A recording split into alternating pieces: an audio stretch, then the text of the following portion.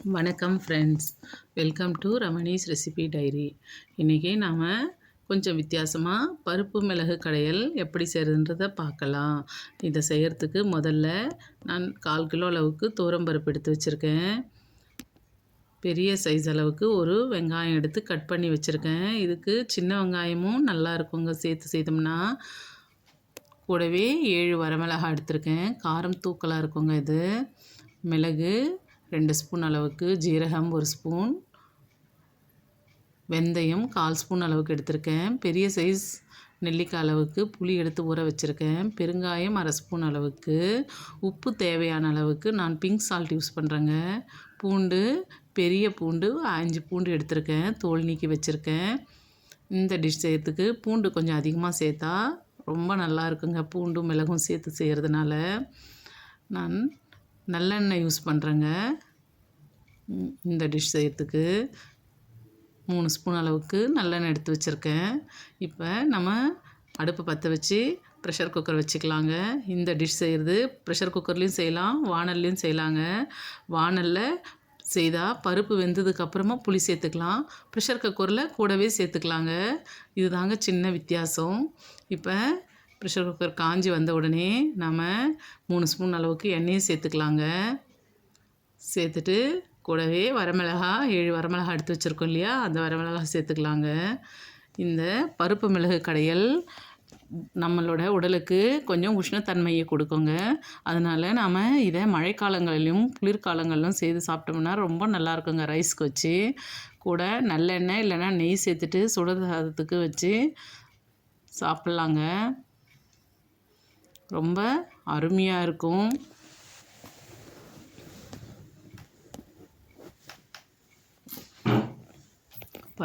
மிளகாய் வதங்கி வரட்டுங்க. நான் எண்ணெய் காய்வதற்கு முன்னே மிளகாய் சேர்த்ததுனால கொஞ்சம் டைம் எடுக்குதுங்க. எண்ணெய் காஞ்சி வந்த உடனே வர மிளகாய் சேர்த்துக்கோங்க. இந்த டிஷ் செய்கிறது கொஞ்சம் தீயை குறைச்சி வச்சு செய்துக்கலாங்க. தீஞ்சு வந்துடா டேஸ்ட் மாறி போயிடுங்க. அதனால்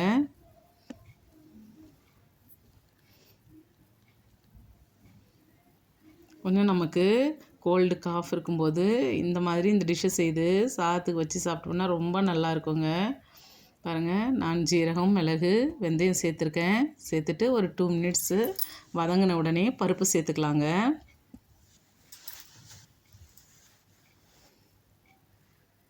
பருப்பு சேர்த்து வதக்கி விட்டுக்கலாம். பருப்பு வதங்கி வரும்போதே நல்ல வாசனை வருங்க. மிளகும் பருப்பும் வதங்கி வரும் வாசனை ரொம்ப நல்லா இருக்குங்க.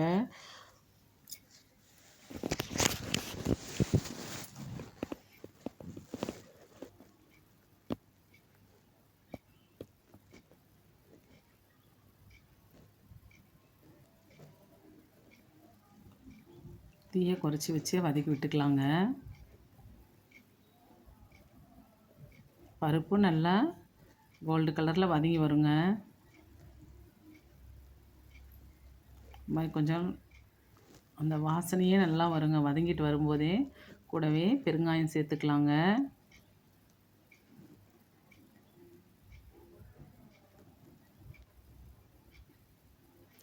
இந்த டிஷ் செய்யும்போது கூட கொஞ்சம் மஞ்சள் பொடி சேர்த்தும் சிலர் செய்வாங்க. நான் மஞ்சள் பொடி இதில் சேர்க்கலை.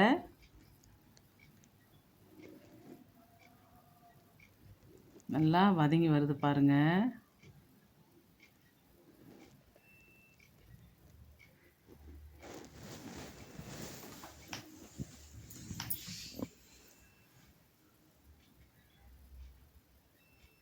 இந்த மாதிரி வதங்கி வரட்டும். இது சாப்பிடும்போது சூடாக சாதத்தில் நெய் ஊற்றிட்டு இல்லைன்னா நல்லெண்ணெய் சேர்த்துட்டு அது கூட இந்த பருப்பு மிளகு கடையல் சேர்த்துட்டு சாதம் சாப்பிட்டோன்னு வச்சுக்கோங்க, இதை அடிச்சிக்கவே முடியாதுங்க. அந்தளவுக்கு டேஸ்ட்டாக இருக்கும். பருப்பு நல்லா வதங்கி வந்தாச்சு பாருங்கள். இந்த மாதிரி வதங்கி வரும்போது நம்ம வெங்காயம் சேர்த்துக்கலாம். இது கூட சின்ன வெங்காயம் சேர்த்தாலும் ரொம்ப டேஸ்ட்டாக இருக்குங்க. ஆனால் நான் இங்கே பெரிய வெங்காயம் எடுத்திருக்கேன். பூண்டு மாத்திரம் அதிகமாகவே சேர்த்துக்கோங்க, குறைக்க வேண்டாம். வரமிளகாய் குறைச்சிட்டு மிளகு வேணும்னாலும் கொஞ்சம் அதிகமாக ஆட் பண்ணிக்கலாம். நம்ம பூண்டு சேர்த்துக்கலாங்க. சேர்த்து வதக்கி விட்டுக்கலாம். வெங்காயம் கொஞ்சம் கண்ணாடி பதம் அளவுக்கு வரும்போது இந்த பூண்டை சேர்த்துருக்கேன்.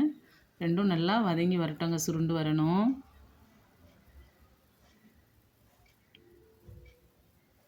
எதுவுமே கலர் மாறாமல், அதாவது தீஞ்ச மாதிரி கலர் மாறாமல் எல்லாமே வந்து நல்லா வதங்கி வரணுங்க. பாருங்கள், இது வதங்கி வரும்போது பூண்டும் கொஞ்சம் கலர் மாறி வருங்க. ஒரு மாதிரி சுருண்ட கலர் வருங்க, சுருண்டி வருங்க பூண்டும். அந்த மாதிரி வதங்கி வரணும். பாருங்கள், இந்த அளவுக்கு வதங்கி வந்துட்டுருக்கு.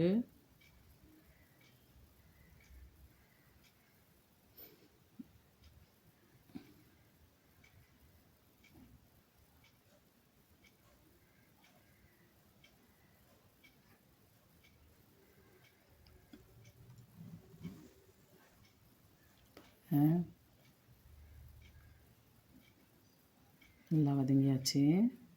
தீ குறைச்சி இருக்கட்டுங்க.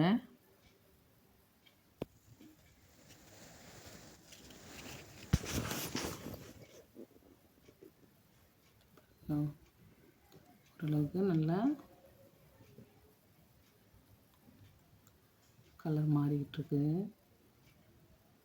இந்த மாதிரி வதங்கி வரும்போது நம்ம புளி சேர்த்துக்கலாங்க.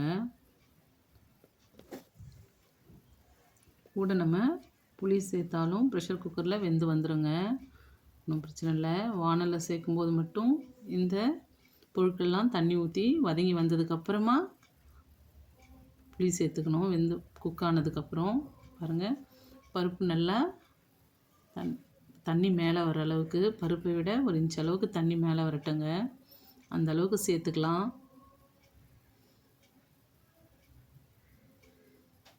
சேர்த்துட்டு ப்ரெஷர் குக்கர் மூடி வச்சுக்கலாங்க. மூடிட்டு ஸ்டவ் கொஞ்சம் அதிகமாக, தீ அதிகமான பண்ணிக்கலாங்க.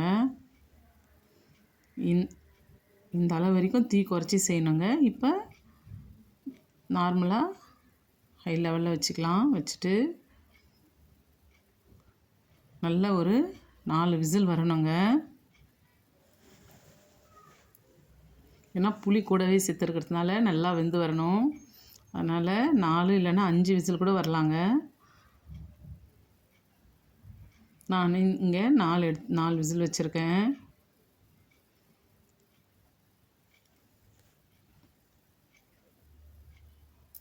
மூணாவது விசில் வந்தாச்சு.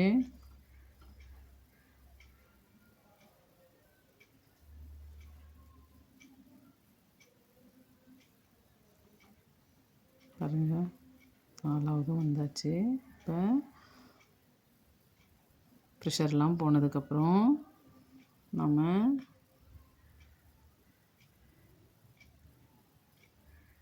பாருங்கள், பருப்பும் வெந்து வந்தாச்சு. நான் இதை வந்து பருப்பு இது இருக்குங்க, சட்டி இருக்குங்க, அதில் கடைஞ்சிக்கிறேன். நம்மக்கிட்ட பருப்பு கடையில் செய்கிற இந்த மாதிரி சட்டி மத்து இல்லைன்னா நம்ம மிக்சியில் ஆறி வந்த உடனே மிக்சியில் ஃப்ரண்ட்டில் ரிவர்ஸில் ஒரு 2 முறை இல்லைன்னா 3 முறை திருப்பி விட்டோம்னாவே மசிஞ்சிடுங்க. ஆனால் இந்த பருப்பு கடையில் சட்டியில் செய்தோம்னா ரொம்ப டேஸ்ட்டாக இருக்குங்க. பாருங்கள், நான் நல்லா மசித்து எடுத்தாச்சு பாருங்கள். இப்போ உப்பு சேர்த்துக்கிறேன். உப்பு சேர்த்து நல்லா இன்னொரு முறை மசித்து விட்டுக்கலாங்க. இந்த பருப்பு கடையில் சட்டி இல்லைன்னா மிக்சியில் செய்கிறதுல ஒன்றும் பிரச்சனை இல்லைங்க. பாருங்கள், இதை வேறு டிஷ்க்கு மாற்றிக்கிட்டேன். இது ரொம்ப நல்லா இருக்குங்க. இது சுட சாதத்தில் நெய் இல்லைன்னா நல்லெண்ணெய் வச்சு